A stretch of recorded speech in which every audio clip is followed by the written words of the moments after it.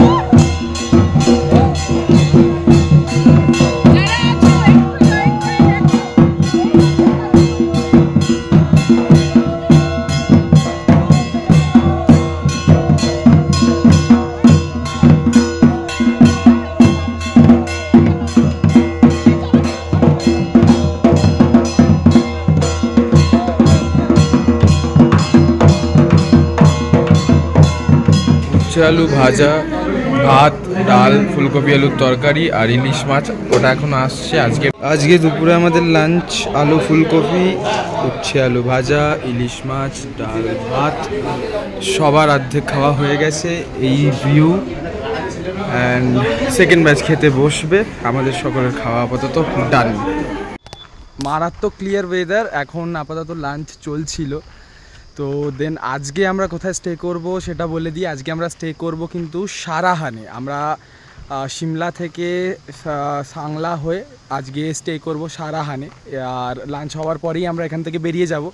এরপর গিয়ে রাস্তায় কিছু সিনিক বিউটি পেলে অবশ্যই আমি কিছু ভিডিও ক্লিপস নেব।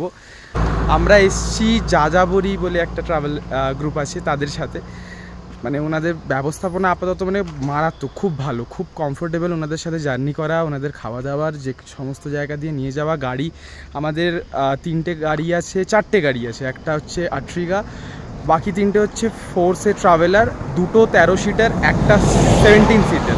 তো আপাতত আমরা ওটা করেই ট্রাভেল করছি। দেখা যাক মাঝখানে কোথাও দাঁড়াই কিনা, কোথায় যাওয়া হয়।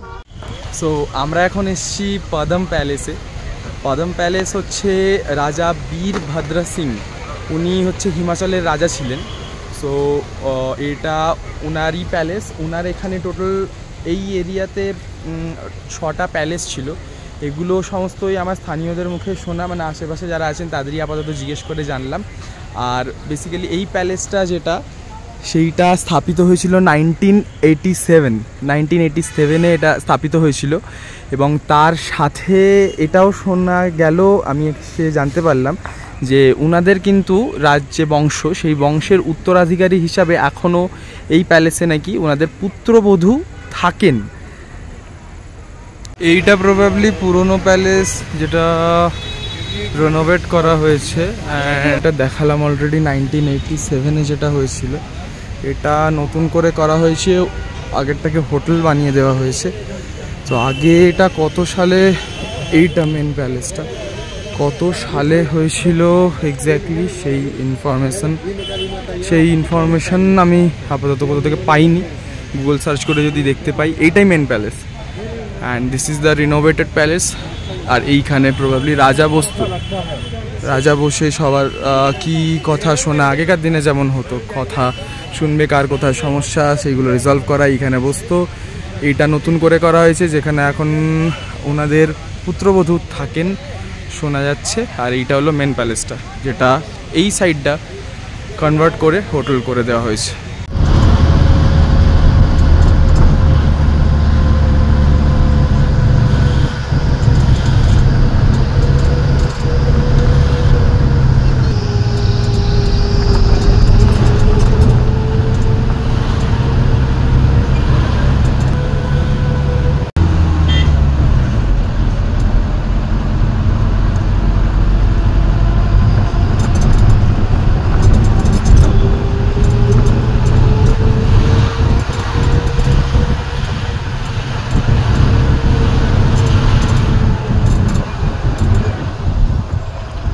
অলরেডি আমরা হোটেলে চলে এসেছি। হোটেলের নামটা পরে বলবো, আগে দেখিয়ে দিই মেন হোটেলের রুম ট্যুর একটা ছোট্ট করে। এটা হচ্ছে ওয়াশরুম, এটা হচ্ছে বেসিন।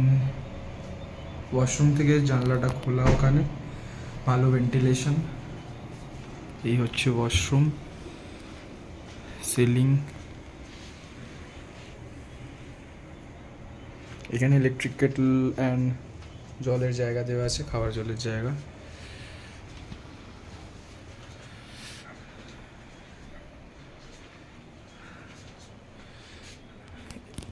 এইটা হচ্ছে বেডটা, এখানে লাইট জ্বালালে আরও বোঝা যাবে।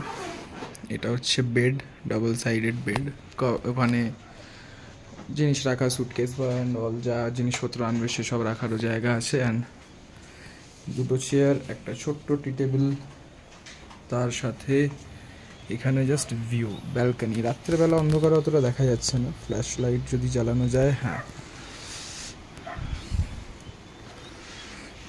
এইটা হচ্ছে ভিউ। রাত্রেবেলার অন্ধকারে অ্যাজ ইউজুয়াল কিছু দেখা যাচ্ছে না অতটা।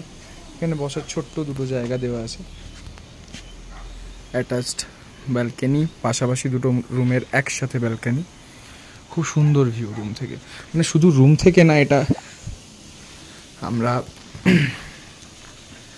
ঘর থেকে বসেও দেখতে পাবো। এখানে আমাকে দেখা যাচ্ছে এখন 2 AM, মানে নাইট ভিউ যেরকম গ্লাসেস হয় আশা করি। এইটা হচ্ছে রুমের ভিউ। নেট দেওয়া আছে এই জানলাটায় ভেন্টিলেশনের জন্য। এইখানে একটা বড় জানলা আছে, এই জানলাটা দিয়েও বাইরে দেখা যাচ্ছে। এখন রাত্রেবেলা বলে রাতের অন্ধকারে ট্রান্সপারেন্ট হয়ে গেছে মিরার, সেই জন্য আমাকেই দেখা যাচ্ছে রিফ্লেকশানে। এই হচ্ছে বেড।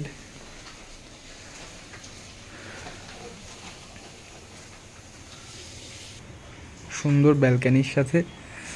আর আমরা এই হোটেলটা যেখানে আছি সেটার নাম হলো वासु होमस्टे। ये है रिसेप्शन एरिया। एकदम मैं वीडियो भी कर रहा था यूट्यूब पे अपलोड करना। एकदम ये वाला এটা হচ্ছে রিসেপশন এরিয়া যেটা দেখালাম। এটা হচ্ছে কার্ড, এটা ব্যাস আমি দেখি পার্টি হবে কিছু। এইটা হচ্ছে আমাদের হোটেল। চাঁদ উঠেছে খুব সুন্দর, ক্যামেরায় সেরকম আসছে না। এটা আর একটা অন্য হোমস্টে। আমি এই হোমস্টেটার ছাদে এসেছি, আন্ডার কনস্ট্রাকশন এখন, সেই জন্য এইটা গোটা শহরটা। মনোরম পরিবেশ, গাড়ির আওয়াজ নেই, শান্ত, নেটওয়ার্ক থেকে দূরে, কিন্তু 5Gটা কিন্তু ভালোই চলে এখানে। আমার ফোনে এখনও ভালোই 5G চলছে, নেটওয়ার্কে কোনো ইস্যু নেই। আচ্ছা, জিওর সিমে 5G অবশ্যই চলছে, আমি জিও সিম ইউজ করি। সুন্দর সুন্দর লাগছে, সুন্দর মনোরম পরিবেশ, শান্ত পরিবেশ। পাহাড়ে এসে এইটুখানি মানুষ চায়, এর থেকে বেশি আর কি চায়। সেইটুকুনি আশা ফুলফিল হয়েছে।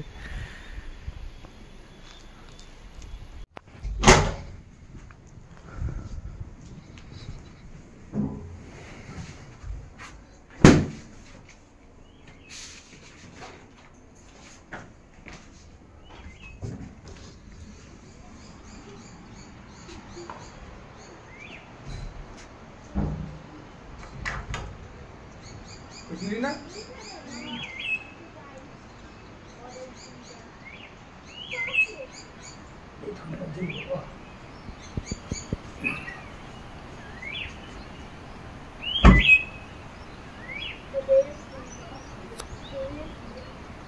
আমরা এখন ভীমা কালী টেম্পলে এসেছি। এখানের মেন অ্যাট্রাকশন কিন্তু মানে আমার জন্য ওই যে দূরে দেখতে পাচ্ছি আমরা কৈলাস পর্বত, কৈলাসের একটা রেঞ্জ দেখতে পাচ্ছি, সুন্দর লাগছে। তাহলে আজকের মতো কৈলাস পর্বত দেখতে দেখতে এখান থেকেই টাটা। নেক্সট আমরা যাব Sangla Baspa river side camp. তো সেখানে গিয়ে আবার নিশ্চয়ই ভিডিও করব এবং সেটা নেক্সট ভিডিওতে অ্যাড করে আপলোড করব। বাস আজকের জন্য টাটা।